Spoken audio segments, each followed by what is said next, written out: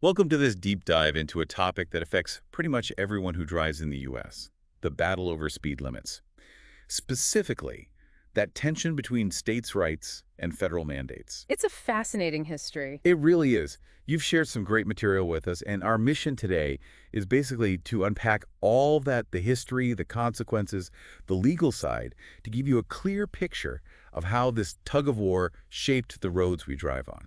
And it goes way back, further than many might think. Initially, setting speed limits. That was pretty much entirely up to states and even local towns. Right, very decentralized. Exactly. It wasn't just about local preference, though. It also reflected, well, a pretty limited understanding back then of traffic safety, traffic flow. Science just wasn't there yet. So the idea of a single national speed limit was just not even considered. Not really. Not in the early 1900s. Things were too different place to place. And Connecticut gets the gold star for being the first state with a limit back in 1901. That's the one. But then you look at New York, just a couple of years later, 1903, their first big traffic code.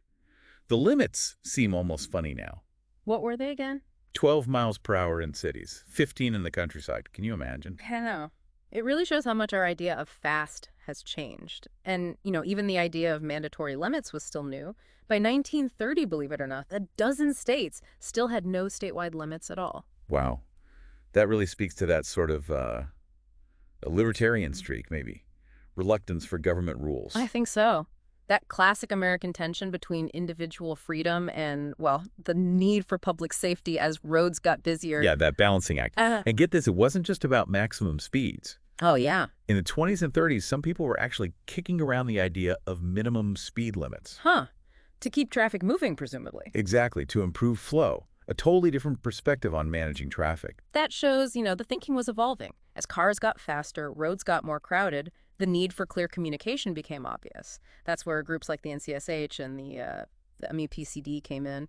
The Manual on Uniform Traffic Control Devices, right, the rule book for road signs. Basically, yeah. They were the crucial behind-the-scenes players trying to bring some order to it all. Imagine if every town had different-looking stop signs or speed limit signs. Chaos. Total chaos. Right. And the 1935 MUTCD, that's when we first see that yellow advisory speed sign, the one for curves. That's the first mention, yes. But fast forward just a bit to 1948, and the MUTCD had pretty much defined all the elements we see today. The standard look, the R2 and R102 codes for the signs themselves. So even before the feds really got into setting the numbers nationwide, they were standardizing the look of the signs. Interesting. Precisely. And laying that groundwork was, well, it turned out to be really important when the federal government did start to step in more directly. Which brings us to World War II. Exactly. The first really big federal intervention was the victory speed limit. Ah, yes, 35 miles per hour, nationwide, from 42 to 45. Sounds incredibly slow now. It does, but it was a huge deal, a mandate from the Office of Defense Transportation. And the main goal wasn't actually safety, not primarily. It was about the war effort, right? Conserving resources. Exactly. Fuel and rubber were critical. So alongside the 35-mile-per-hour limit, you also had gas rationing, tire rationing, the works. A real wartime measure overriding the usual state control.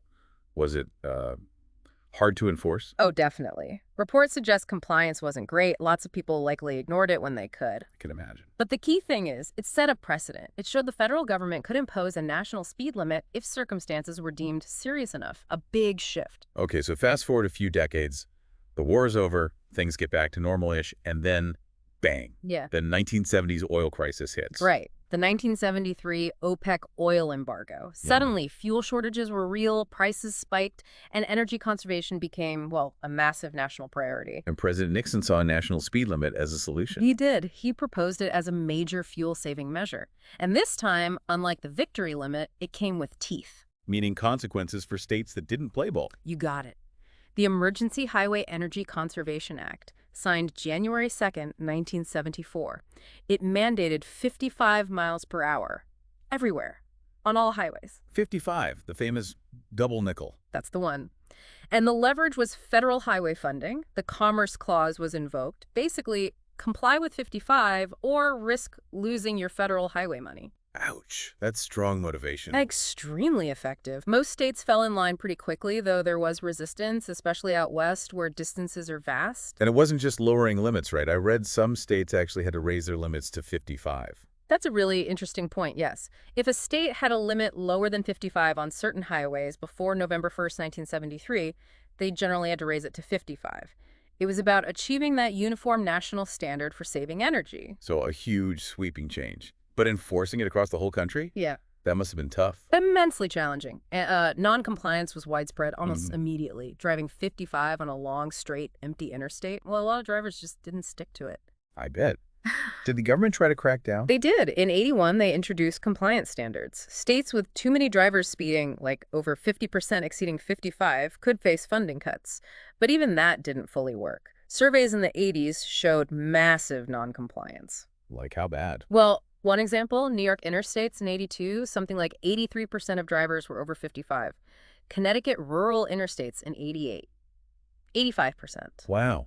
So the law was just being ignored by a huge majority of people. Pretty much. And some states even did these sort of symbolic protests. Arizona, Nevada, Montana. They created tiny fines, like $5 or $10, calling them energy wasting fines, for speeds just over 55 but below their old limits. A little act of defiance. That's subtle. Yeah, and remember those speedometers that highlighted 55 and only went up to 85? NHTSA mandated that for a while. Oh, I vaguely remember that. Didn't last long. Revoked in 82. So the enforcement side was messy, but what about safety? That was the other big argument, right? Stay alive at 55. Right. Did it actually save lives? Well, here's where it gets interesting. 1974, the first year of the NMSL, saw a really big drop in road fatalities, about 16.4%. That sounds significant. It was, and proponents absolutely pointed to that, claiming the 55 limit was saving thousands of lives. And some studies backed that up, suggesting a clear link. But I sense a but coming. Well, yeah. Was it only the speed limit? Probably not entirely. Remember the oil crisis? People were simply driving less because gas was expensive and sometimes hard to get. Ah, good point. Fewer miles driven means fewer accidents. Exactly. Plus, other safety things were happening. Seatbelt use was starting to increase. Cars were gradually getting safer. It's really hard to isolate just the effect of the 55-mile-per-hour limit. Correlation isn't always causation, you know. Makes sense. Still, the safety argument was powerful and helped keep 55 in place for quite a while. But eventually, things started to shift again. They did. By the mid-80s, pressure was building, especially from those western states again. They argued 55 was just too slow for their long rural interstates. So Congress acted. Yep. The Surface Transportation and Uniform Relocation Assistance Act of 1987. A mouthful. But it amended the NMSL. It allowed states to raise the limit to 65 mile per hour, but only on rural interstate highways. Okay, so a partial relaxation. Did states jump on that? Oh, yeah. By 1988, 41 states had raised limits to 65 on eligible roads, but 55 stayed put everywhere else, so you had this kind of two-tiered system. It probably didn't satisfy everyone. Not really. The opposition to 55 kept growing. Arguments about states' rights, the economic cost of all that extra driving time, billions of hours annually, some estimated, and just the feeling that it was artificially low. Plus, the fact that so many people were still ignoring it weakened the whole thing. All that pent-up frustration, it had to lead somewhere. And it did. In 1995, Congress finally acted decisively, the National Highway System Designation Act. And that was the end of federal speed limits. That was it. It repealed all federal speed limit controls. Full authority went back to the states.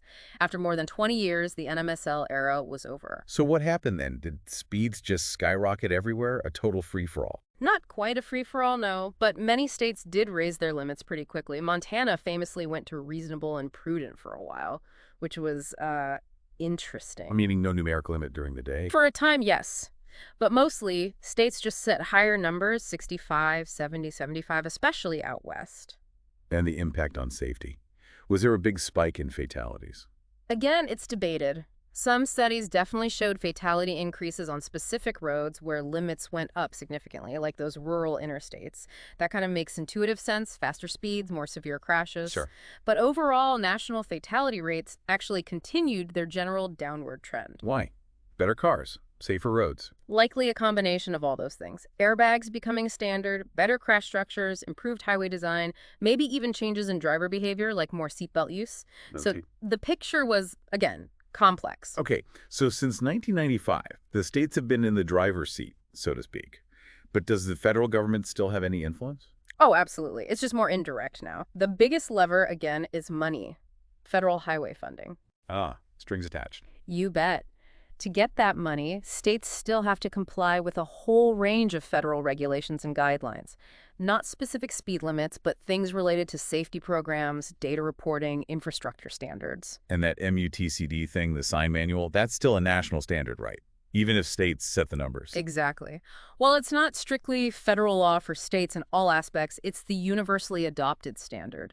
States rely on it. It ensures that a speed limit sign looks the same whether you're in Maine or California, which is crucial for safety and driver understanding. It gets updated regularly, too, based on research. Which brings us to agencies like NHTSA. They're still doing research. Constantly. NHTSA studies the effects of speed, enforcement, road design, all sorts of things. And that research definitely informs state decisions, even if NHTSA can't dictate the limits anymore. And are there potential new federal rules on the horizon? Well, there's ongoing discussion about things like maybe requiring speed limiters on large commercial trucks.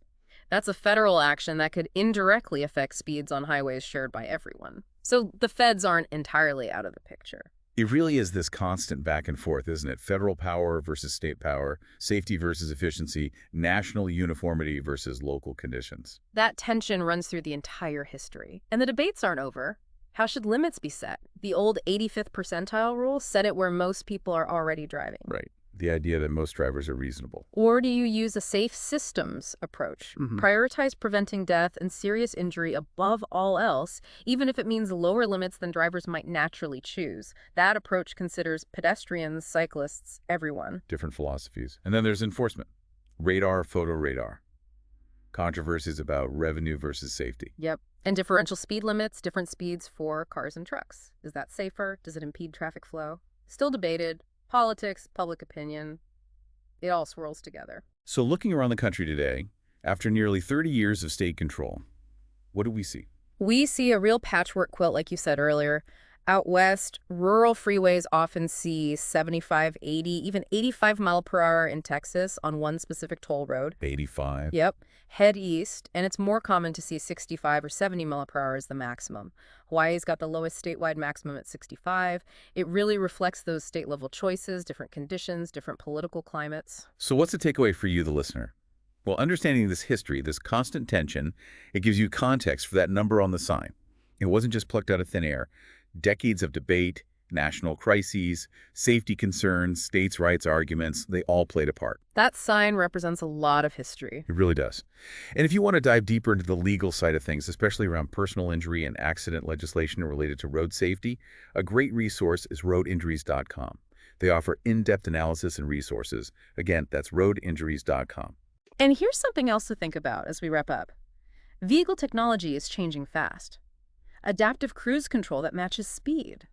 Intelligent speed assistance systems that can read signs. How is that going to change the conversation? Will cars eventually just limit themselves based on the posted speed or GPS data? Could happen. How will that impact setting limits, enforcing them? It raises a whole new set of questions about control, responsibility, and the future of driving. Definitely something to ponder as we all navigate the roads ahead. That's awesome.